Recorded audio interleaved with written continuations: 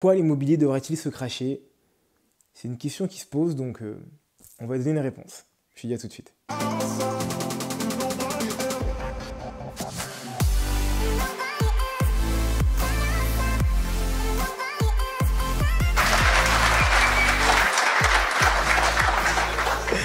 Plus sérieusement, salut à toi ambitieux, salut à toi ambitieuse et bienvenue sur la chaîne qui t'est dédiée, une chaîne de l'ambition.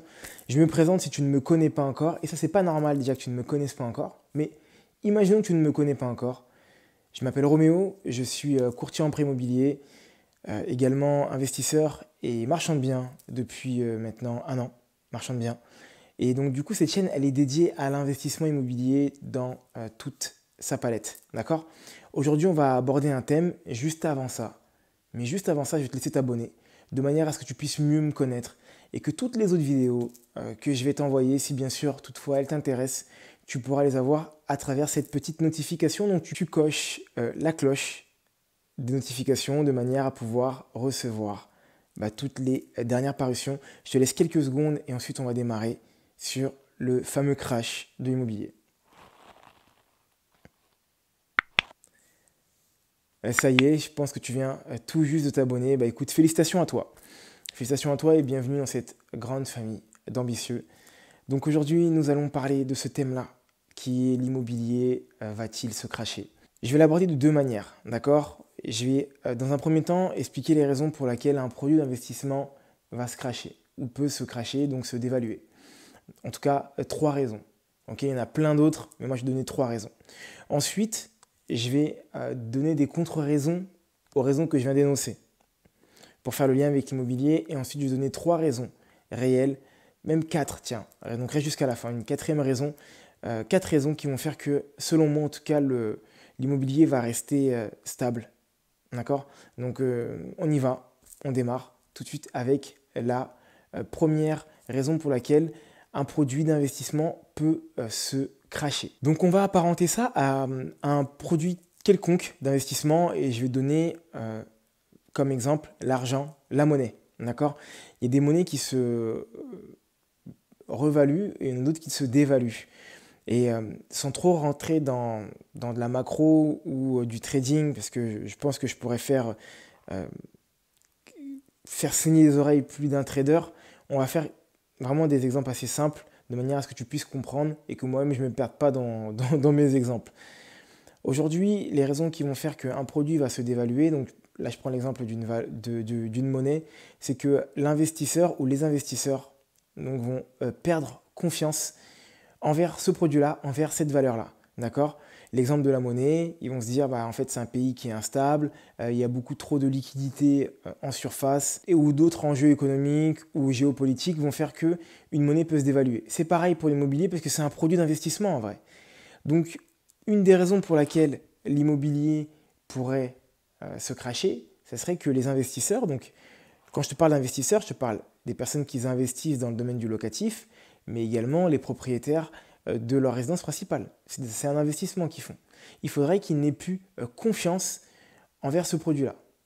Mais je pense que en disant ça, tu vois où je veux en venir, c'est peu probable. La raison numéro 2 que je vais évoquer, ça serait tout simplement qu'il y ait plus d'offres que de demandes. Ça signifie que pour un acheteur, il y a 5 produits qu'il recherche réellement et sur lesquels il peut donc du coup avoir un choix qui est assez large. Là, une fois de plus, ça reste selon moi quelque chose d'assez compliqué parce que continue à augmenter en termes de population. Les constructions dans le neuf prennent du temps, ne plaisent pas forcément à tout le monde. Il y a eu cette grande pause en 2020 et en 2021, surtout en 2020 qui a quand même largement ralenti la progression du parc immobilier français dans le neuf. Toutes ces raisons-là font que, et aussi une question de moyens, et d'autres raisons encore comme les restrictions en termes de crédit, mais ça on y reviendra plus tard. Donc toutes ces raisons-là font que l'acheteur n'a pas non plus pléthore de choix afin de pouvoir décider d'investir sur tel ou tel produit. Le dernier point que je vois, en tout cas le dernier axe de réflexion que je vais voir, ce serait un produit de substitution. Et pour ça, je vais donner un bel exemple. Pour tous les jeunes qui ont à peu près mon âge, donc du coup une trentaine d'années, voire même plus, vous n'êtes pas radiés les autres. En exemple, je vais vous donner la cabine téléphonique. La cabine téléphonique, avant il y en avait partout. Dès lors qu'il y a eu l'introduction du téléphone portable dans nos vies, Les cabines téléphoniques ont disparu. Elles se sont substituées avec des téléphones portables, donc des smartphones comme on les appelle maintenant. Et donc on n'a plus besoin de cabines téléphoniques. Donc il faudrait que ce produit-là soit substitué. Donc là, directement, je vais rentrer dans la démarche inverse et donc je vais contre-argumenter ce que je viens de te dire. Le premier argument, tu l'as bien compris, c'est le dernier que je viens de te donner, c'est donc un produit de substitution. Il faudrait qu'on trouve le moyen de se loger autre que dans une maison, un appartement, autre que dans l'immobilier. Ça reste à chercher encore, dans l'exemple que je viens de te donner. Dans le deuxième exemple, je t'ai dit plus d'offres que de demandes. Avec toutes les restrictions dont je viens de te parler, que ce soit bancaire, que ce soit les lois qui sont arrivées, et ça on va en parler tout à l'heure, et le marché en lui-même, en tout cas dans des secteurs bien précis, font qu'il y aura toujours de la demande. C'est pas ce qui va manquer. Et en dernier point, nous avons évoqué donc du coup la perte de confiance envers ce produit-là. Donc là, il faudrait qu'on m'explique comment c'est possible qu'on puisse perdre de confiance sur un produit qui est nécessaire pour nous, qui est donc l'habitat.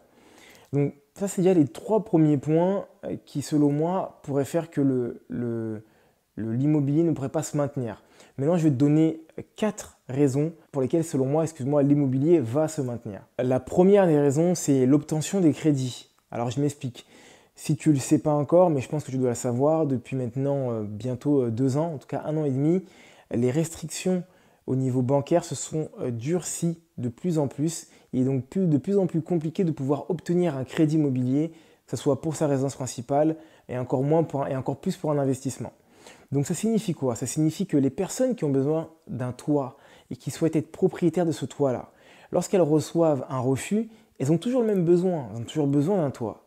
D'accord? Donc vers quoi elles se dirigent? Elles se dirigent vers du locatif. Et très souvent, une personne qui peut acheter va se diriger vers du locatif de type bailleur privé. C'est plus rapide, c'est des fois même plus simple. D'accord?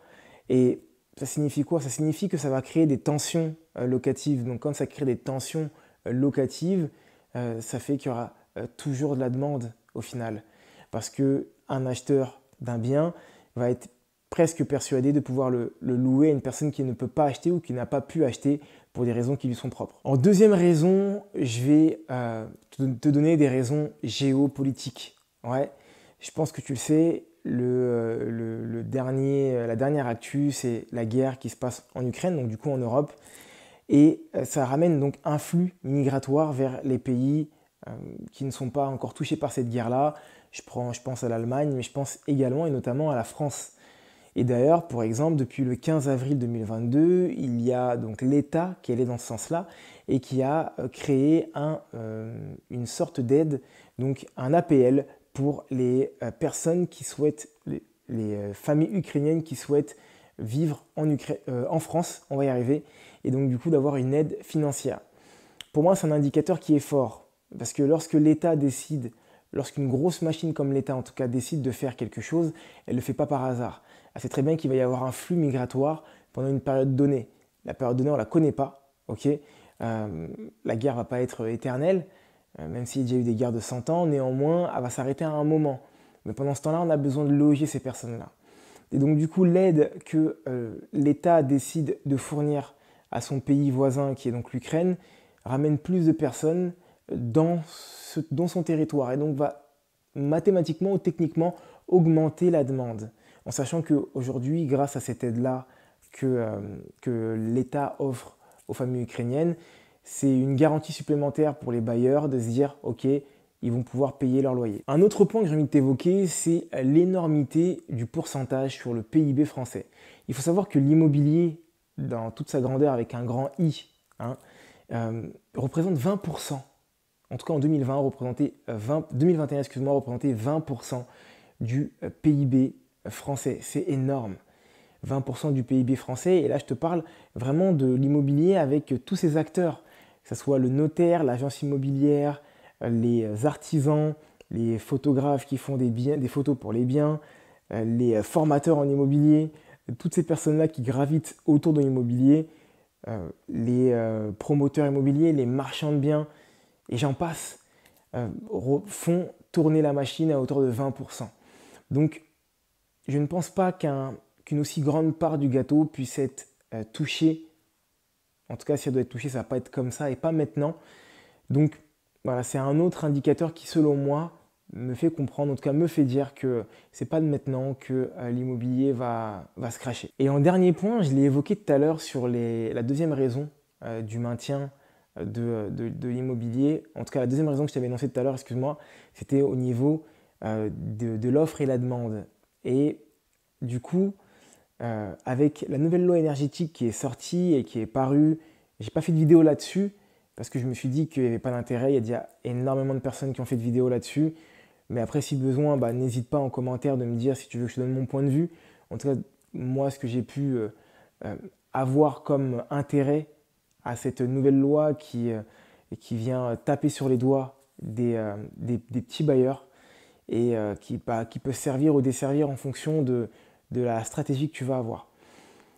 Alors pour faire simple, à partir de 2022, la lettre F, et après je crois que c'est en 2025 la lettre G, toutes ces notes-là énergétiques, tous ces biens qui ont une note énergétique comme celle-ci ne pourront plus louer de manière légale leurs biens. Il va falloir qu'ils montent en termes de notes. Et ça va avoir un impact qui va être réel parce que ces personnes-là ne pouvant pas louer, ça n'empêche pas qu'il y a quand même de la demande. Donc la demande va se diriger ailleurs, donc ça va augmenter la tension locative sur un certain type de biens. Potentiellement, les personnes qui ne peuvent pas louer et ne peuvent pas faire de travaux, qu'est-ce qu'ils vont faire? Ils vont mettre en vente et les personnes, et en tout cas les investisseurs ambitieux, vont pouvoir acquérir de nouveaux types de biens. Donc du coup, tu vois, ça fait une sorte d'écrémage naturel qui fait que, une fois de plus, selon moi, il y a peu de raisons qui pousseraient l'immobilier et cette bulle à éclater et à se cracher, tout simplement. Un autre point qui est hyper important, et je le dis à chacune de mes vidéos, si tu veux rentrer en contact avec moi, c'est très simple, il y a des liens qui sont juste en bas et qui te permettent de le faire. Pour ça, tu cliques sur le lien, tu réserves un appel téléphonique d'une quinzaine de minutes et ça totalement gratuitement sur mon planning et je te rappellerai immédiatement après. D'accord? Et mon ambitieux, c'est la fin de cette vidéo, donc j'espère qu'elle t'aura plu. Si c'est le cas, n'hésite pas à y mettre un pouce, ça me fait plaisir, ça donne de la force. Et en même temps, ça titille l'algorithme YouTube qui va mettre un peu plus en avant et qui va même permettre d'être exposé encore plus que je le suis actuellement. Et partage-la aussi, mets des commentaires et fais le taf quoi. D'accord? Entre-temps, mon ambitieuse, si cette vidéo t'a plu, je te l'ai déjà dit, donc je te le redis pas. Je te dis à très bientôt. Continue à croire en toi et à te former.